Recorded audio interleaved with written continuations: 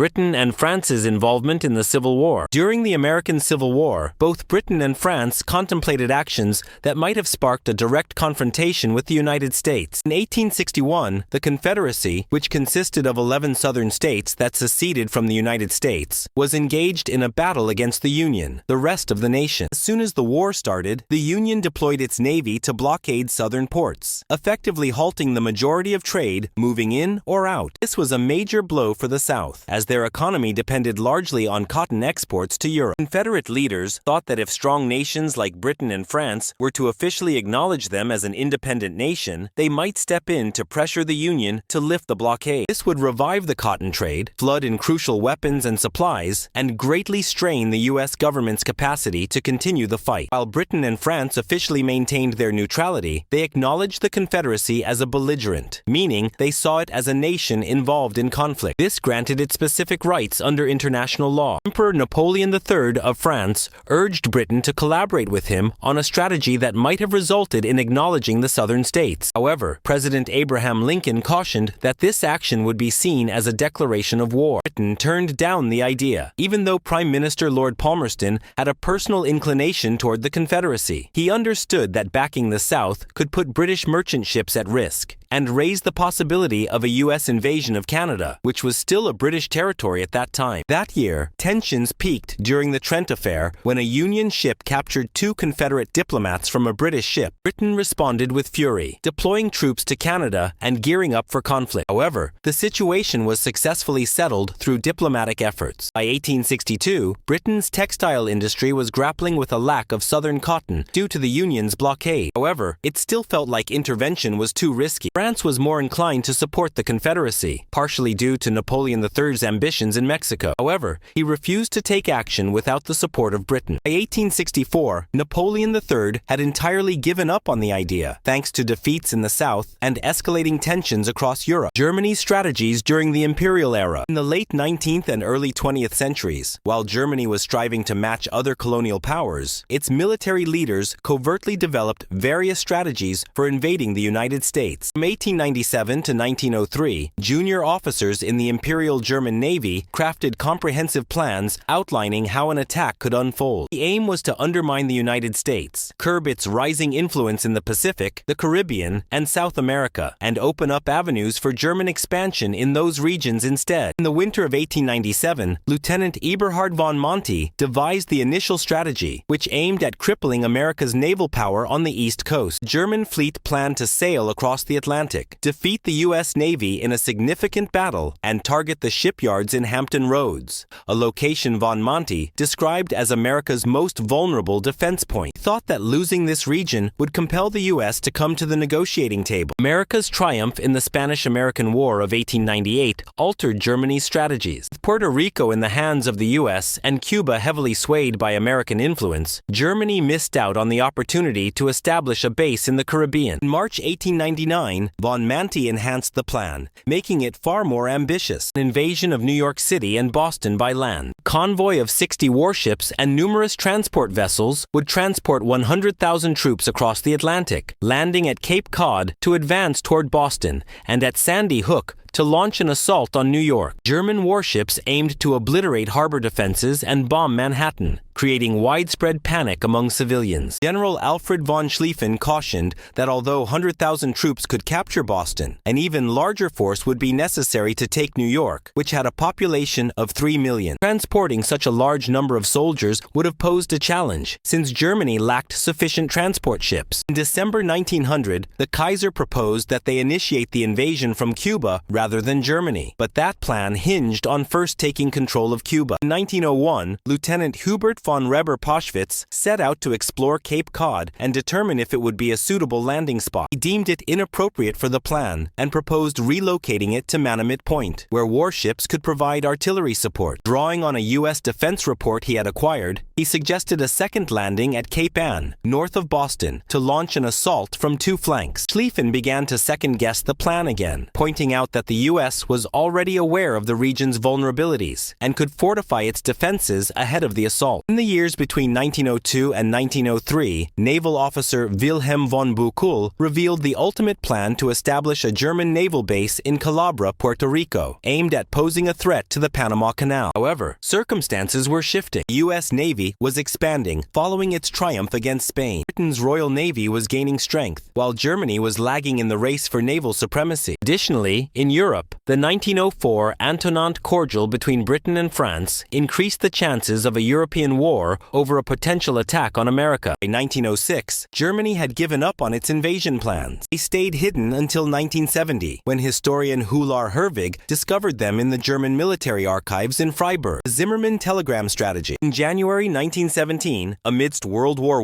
I, the German Foreign Office transmitted a top-secret coded message from State Secretary Arthur Zimmermann to Germany's ambassador in Mexico. Germany was getting ready to launch unrestricted submarine warfare again, fully aware that this move would probably draw the United States into the conflict against them. The telegram directed the ambassador to suggest a military alliance with Mexico in the event that war with the U.S. became inevitable. In exchange, Germany pledged its financial backing and consented to Mexico's effort to reclaim Texas, Arizona, and New Mexico, territories it had lost to the United States in the 1800s. The aim was to push the U.S. into a conflict with Mexico, which would delay American support for Britain and France, allowing Germany more time to secure victories in Europe. In Room 40, British codebreakers managed to intercept and decode the telegram, leveraging their earlier successes in capturing German codebooks. However, sharing this information led to complications. If they revealed it to the U.S., Germany would realize that Britain was able to intercept its messages and was keeping an eye on American communications. To safeguard their secret, the British obtained an extra copy of the telegram from the Mexican Telegraph Office and asserted that this was their source. They handed the telegram over to the U.S. government. Initially, President Woodrow Wilson approached the situation with caution, as many Americans suspected it could be a British trick aimed at dragging the U.S. into the conflict. However, all uncertainty vanished once Zimmermann personally verified that the message was authentic. By then, German submarines had already torpedoed American ships, fueling even more public outrage. The U.S. Congress officially declared war on Germany. Mexico, on the other hand, turned down the proposal. President Venustiano Carranza asked his general to analyze the situation, and they concluded that Mexico wasn't in a position to win that war. The nation was engulfed in a civil war. Its military strength was inferior to that of the U.S. Even if it were to reclaim the territories it lost, managing the sizable English-speaking populations in those areas would still pose a significant challenge. Additionally, Germany's financial backing was unpredictable, and launching an attack on the U.S. would jeopardize Mexico's relationships with other Latin American nations. The American bomber. In the late 1930s, Nazi Germany started considering the possibility of launching bombings against the United States, particularly targeting New York City, straight from Europe. This initiative came to be referred to as the America Bomber Project. The aim was to develop a long-range bomber capable of completing the 7,200-mile round trip without needing to refuel. The concept first emerged in 1938 when a Focke-Wulf 200 Condor successfully completed a non-stop flight from Berlin to New York, demonstrating that such a long distance could be covered. Hitler was intrigued by the concept, while Luftwaffe leader Hermann Göring expressed frustration that Germany lacked a bomber capable of accomplishing the task. German aircraft manufacturers were requested to develop new designs. Hitler even thought about using the Azores Islands in Portugal as a base for his operations. However, by 1943, Britain had leased the islands, putting an end to that possibility. By April 1942, an official proposal recommended deploying 3 distinct aircraft, with each capable of transporting approximately 3.3 to 7.2 tons of bombs. Primary focus was on U.S. industrial facilities,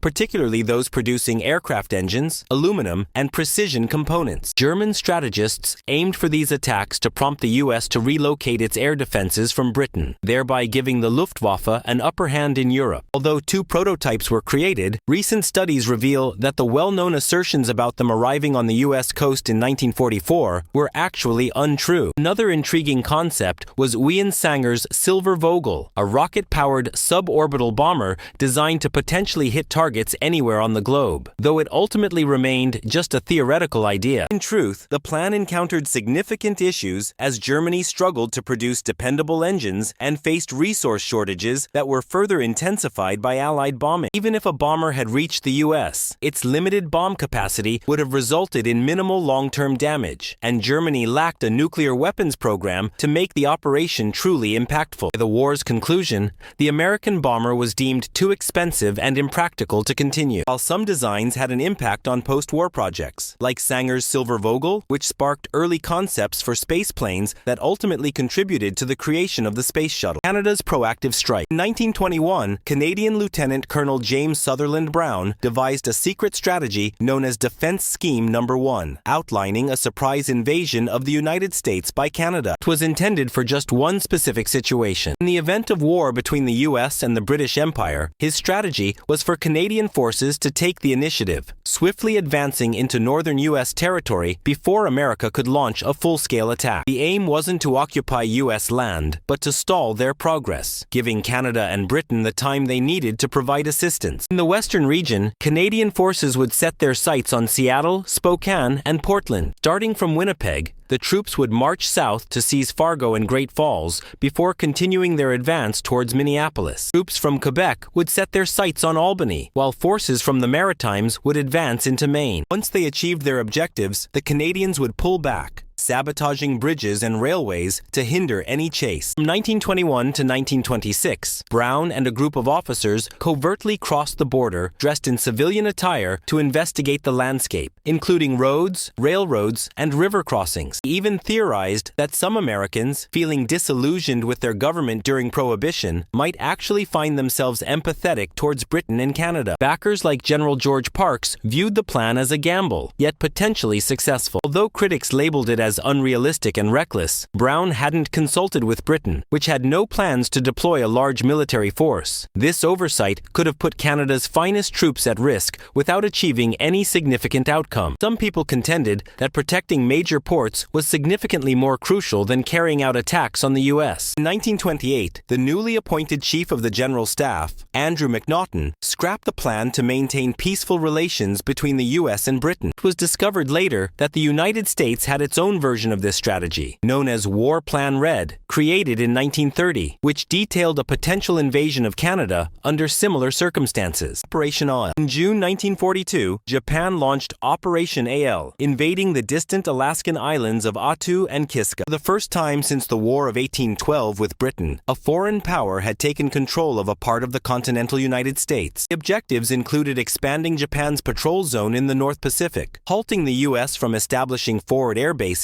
and shielding Japan from potential attacks. On June 7, 1942, a group of 1,000 to 140 Japanese soldiers led by Major Matsuoshi Hosumi arrived on Attu without facing any opposition, capturing the island's 42 local villagers along with 2 Americans, Charles and Ida Jones. Charles, a radio operator, sabotaged his equipment to prevent the Japanese from using it, which ultimately led to his execution. On May 11, 1943, however, U.S. troops braved severe Arctic conditions to reclaim the island. The battle was fierce, culminating on May 29th with an enormous Japanese banzai charge, one of the biggest seen during the Pacific War. U.S. troops faced significant casualties, yet almost the entire Japanese contingent was wiped out, with just 29 soldiers choosing to surrender. This marked the conclusion of Japanese occupation on American territory. If you enjoyed this video, be sure to subscribe for more content just like this, and feel free to share your ideas for future videos in the comments.